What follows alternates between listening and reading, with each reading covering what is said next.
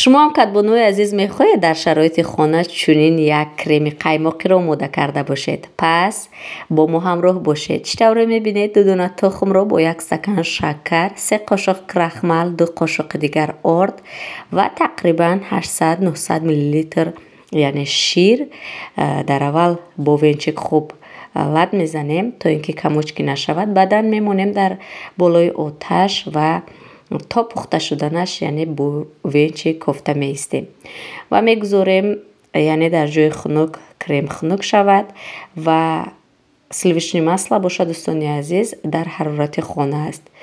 ҳамеша кӯшиш кунед ки заварной крем бо сливочное масло дар як ҳарорат бошанд, чунки якеаш агар хунук якеаш гарм бошад, дар ӯ ҳолат метавонад ки креми шумо яъне бурида шавад.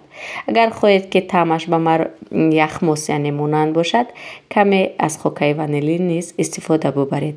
бубинед бениҳоят як креми бомазза зебо омода мешавад ва шумо метавонед ки бо дилхоҳ яъне пирожни, коржҳои бисквит ва медовиро бемалол анамихел крем олед.